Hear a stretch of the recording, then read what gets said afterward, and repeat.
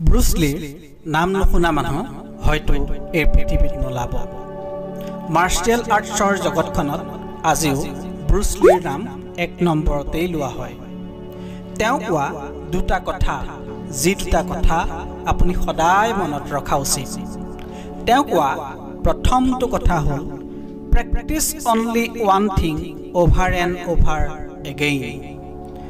Bruce লিয়ে কৈছিল যে মোৰ সেইজন মানুহলৈ ভয় নালাগে যি মাৰ্শাল আৰ্টছত হাজাৰটা কিক জানে, মোৰ সেইজন মানুহলৈহে ভয় লাগে যি এটা কিককেই হাজাৰবাৰ প্ৰেক্টিচ কৰে। ব্ৰুচ লিয়ে কোৱা এই কথাষাৰৰ অৰ্থ এইটোৱেই যে আপুনি বহুত কামত এক্সপাৰ্ট হ'বলৈ নাযাব বা আপুনি হাজাৰটা কাম কৰিবলৈও চেষ্টা নকৰিব। আপুনি এটা কামকেই হাজাৰবাৰ প্ৰেক্টিচ কৰক যাতে আপুনি সেই কামটোত এক্সপাৰ্ট হৈ যায়। উদাহৰণস্বৰূপে ধৰি লওক এজন ব্যক্তি যি গান গাবও অলপ জানে, অলপ নাচিবও জানে আৰু অলপ ওচৰত তেওঁ গিটাৰ বজাবও জানে, মানে অলপ অলপ তেওঁ সকলো কামেই কৰিব জানে, কিন্তু তেওঁ সম্পূৰ্ণৰূপে কোনো এটা কামকেই কৰিব নাজানে।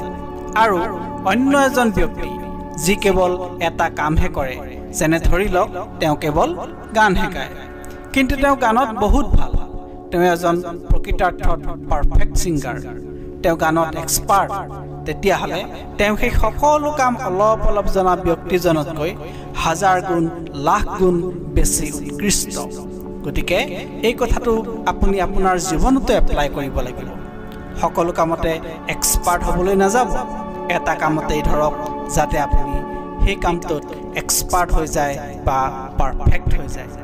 সেই কামটোত আপুনি প্ৰতি মুহূৰ্ততে ইম্প্ৰুভ কৰি গৈ থাকক। মনত ৰাখিব, আপুনি যিমানেই সেই কামটোত প্ৰেক্টিচ কৰি যাব, আপুনি সদায় নতুন নতুন কথা শিকি গৈ থাকিব আৰু আপুনি সেই কামটোত এসময়ত পাৰফেক্ট হৈ যাব।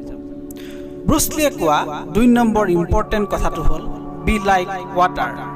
ব্ৰুচ লিয়ে কৈছিল যে সদায় পানীৰ দৰে হোৱা। পানীক যদি আমি গিলাচত ৰাখোঁ তেতিয়াহ'লে পানীখিনিয়ে সেই গিলাচটোৰ শ্বেপ লৈ ল'ব। যদি আমি পানীক এটা ডাঙৰ জাৰত ৰাখোঁ তেতিয়াহ'লে সি সেই ডাঙৰ জাৰটোৰ দৰে শ্বেপ লৈ ল'ব। এনেকৈ আমি যিমান ডাঙৰ পাত্ৰতেই পানীখিনি ৰাখোঁ তেতিয়া সি সেই পাত্ৰটোৰেই আকৃতি লৈ ল'ব। কিন্তু যেতিয়া পানীয়ে নিজৰ প্ৰকৃত ৰূপ দেখায় তেতিয়া সি সকলো বস্তু ধ্বংস কৰি থৈ যায়। পানীয়ে জুইকো নুমুৱাব পাৰে, কিন্তু পানীয়ে যেতিয়া আচল ৰূপ ধৰে পৃথিৱীত এনেকুৱা কোনো বস্তু নাই, এনেকুৱা কোনো শক্তি নাই যি পানীক ধৰি ৰাখিব পাৰিব। সেইবাবে ব্ৰুচ লিয়ে কৈছিল যে সদায় পানীৰ দৰে হোৱা। ব্ৰুচ লিৰ কথাষাৰৰ অৰ্থ এইটোৱে যে আপুনি জীৱনৰ প্ৰতিটো সমস্যাত এডজাষ্ট কৰিব পাৰিব লাগিব।